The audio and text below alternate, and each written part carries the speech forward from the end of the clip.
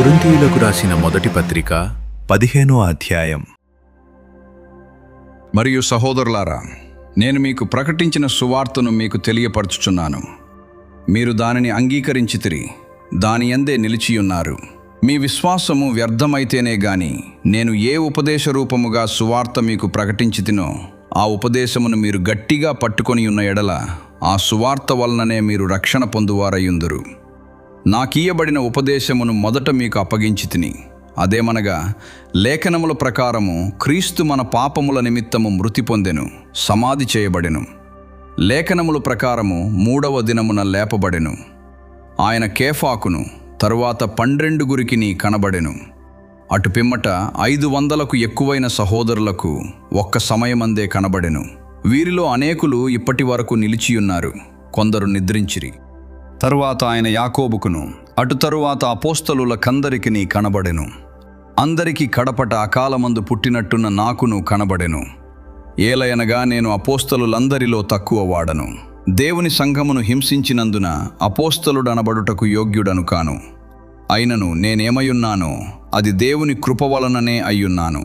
మరియు నాకు అనుగ్రహింపబడిన ఆయన కృప నిష్ఫలము కాలేదు గాని వారందరికంటే నేనెక్కువగా ప్రయాసపడితిని. ప్రయాసపడినది నేను కాను, నాకు తోడయున్న దేవుని కృపయే. నేనైన నేమి వారైన నేమి అలాగుననే మేము ప్రకటించుచున్నాము, అలాగుననే మీరును విశ్వసించితిరి. క్రీస్తు మృతులలో నుండి లేపబడి ఉన్నాడని ప్రకటింపబడుచుండగా మీలో కొందరు మృతుల పునరుద్ధానము లేదని ఎట్లు చెప్పుచున్నారు. మృతుల పునరుద్ధానము లేని ఎడల క్రీస్తు కూడా లేపబడి ఉండలేదు. మరియు క్రీస్తు లేపబడి ఉండని ఎడల మేము చేయు ప్రకటన వ్యర్థమే, మీ విశ్వాసమును వ్యర్థమే. దేవుడు క్రీస్తును లేపెనని ఆయనను గూర్చి మేము సాక్ష్యము చెప్పియున్నాము గదా. మృతులు లేపబడని ఎడల దేవుడు ఆయనను లేపలేదు గనుక మేమును దేవుని విషయమై అబద్ధపు సాక్షులముగా అగపడుచున్నాము. మృతులు లేపబడని ఎడల క్రీస్తు కూడా లేపబడలేదు. క్రీస్తు లేపబడని ఎడల మీ విశ్వాసము వ్యర్థమే, మీరింకను మీ పాపములలోనే ఉన్నారు. అంతేకాదు, క్రీస్తునందు నిద్రించిన వారును నశించిరి. ఈ జీవిత కాలము మట్టుకే మనము క్రీస్తునందు నిరీక్షించు వారమైన ఎడల మనుష్యులందరికంటే దౌర్భాగ్యులమయ్యుందుము. ఇప్పుడైతే నిద్రించిన వారిలో ప్రథమ ఫలముగా క్రీస్తు మృతులలో నుండి లేపబడి ఉన్నాడు. మనుష్యుని ద్వారా మరణము వచ్చెను గనుక మనుష్యుని ద్వారానే మృతుల పునరుద్ధానమును కలిగెను. ఆదామునందు అందరూ ఏలాగు మృతి పొందుచున్నారో అలాగుననే క్రీస్తునందు అందరూ బ్రతికింపబడుదురు. ప్రతివాడును తన వరుసలోనే బ్రతికింపబడును. ప్రథమ ఫలము క్రీస్తు, తరువాత క్రీస్తు వచ్చినప్పుడు ఆయన వారు బ్రతికింపబడుదురు. అటు తరువాత ఆయన సమస్తమైన ఆధిపత్యమును, సమస్తమైన అధికారమును, బలమును కొట్టివేసి తన తండ్రి అయిన దేవునికి రాజ్యము అప్పగించును. అప్పుడు అంతము వచ్చును. ఎందుకనగా తన శత్రువులనందరినీ తన పాదముల క్రింద ఉంచు వరకు ఆయన రాజ్య పరిపాలన చేయుచుండవలెను. కడపట నశింపచేయబడు శత్రువు మరణము. దేవుడు సమస్తమును క్రీస్తు పాదముల క్రింద లోపరచియుంచెను. సమస్తమును లోబరచబడి ఉన్నదని చెప్పినప్పుడు ఆయనకు సమస్తమును లోబరచినవాడు తప్ప సమస్తమును లోపరచబడి ఉన్నదను సంగతి విశదమే. మరియు సమస్తమును ఆయనకు లోబరచబడినప్పుడు దేవుడు సర్వములో సర్వమగు నిమిత్తము కుమారుడు తనకు సమస్తమును లోబరచిన దేవునికి తానే లోబడును. ఇట్లు కాని ఎడల మృతుల కొరకై బాప్తిస్మము పొందువారేమి చేతురు? మృతులే మాత్రమును లేపబడని ఎడల మృతుల కొరకు వారు బాప్తిస్మము పొందనేలా? మరియు మేము గడియకు ప్రాణభయముతో నుండనేలా? సహోదరులారా, మన ప్రభువైన క్రీస్తు యేసునందు మిమ్మును గూర్చి నాకు కలిగియున్న అతిశయముతోడు నేను దినదినమును చనిపోవుచున్నాను అని చెప్పుదును. మనుష్యరీతిగా నేను ఎఫెసులో మృగములతో పోరాడిన ఎడల నాకు లాభమేమి? మృతులు లేపబడని ఎడల రేపు చనిపోదుము గనుక తిందము త్రాగుదము. మోసపోకుడి, దుష్ట సాంగత్యము, మంచి నడవడిని చెరుపును. నీతి ప్రవర్తన గలవారై మేల్కొని పాపము చేయకుడి. దేవుని గూర్చిన జ్ఞానము కొందరికి లేదు. మీకు సిగ్గు కలుగుటకై ఇట్లు చెప్పుచున్నాను. అయితే మృతులేలాగు లేతురు? వారెట్టి శరీరముతో వత్తురని ఒకడు అడుగును. ఓ అవివేకి, నీవు విత్తునది చచ్చితేనే గాని బ్రతికింపబడదు గదా. నీవు విత్తు దానిని చూడగా అది గోధుమ గింజ అయినను సరే, మరి ఏ గింజ అయినను సరే, వట్టి గింజనే విత్తుచున్నావు గాని పుట్టబోవు శరీరమును విత్తుటలేదు.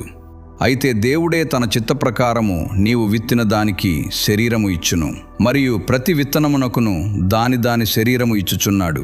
మాంసమంతయు ఒక విధమైనది కాదు. మనుష్య మాంసము వేరు, మృగమాంసము వేరు, పక్షి మాంసము వేరు, చేప మాంసము వేరు.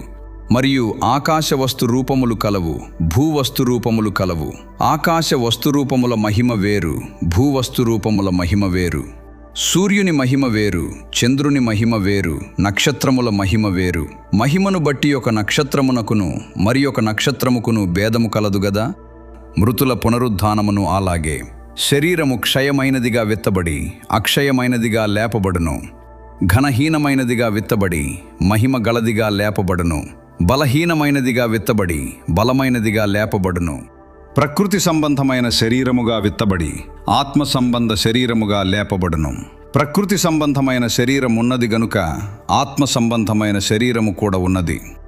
ఇందు విషయమై ఆదామును మొదటి మనుష్యుడు జీవించు ప్రాణి ఆయనని వ్రాయబడి ఉన్నది. కడపటి ఆదాము జీవింపచేయు ఆత్మ ఆయను.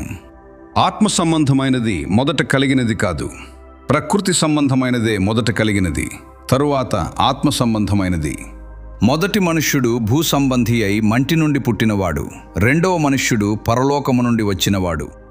మంటి నుండి పుట్టినవాడు ఎట్టివాడో మంటి నుండి పుట్టిన వారును అట్టివారే.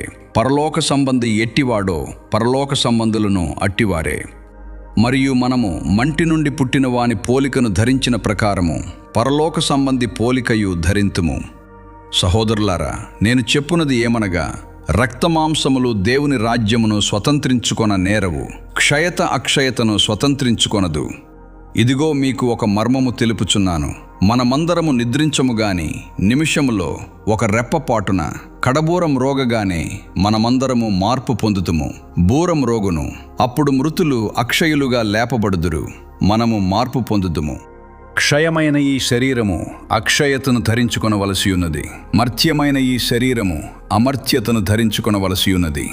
ఈ క్షయమైనది అక్షయతను ధరించుకొనినప్పుడు, ఈ మర్త్యమైనది అమర్త్యతను ధరించుకొనినప్పుడు విజయమందు మరణము మృంగివేయబడెను అని వ్రాయబడిన వాక్యము నెరవేరును.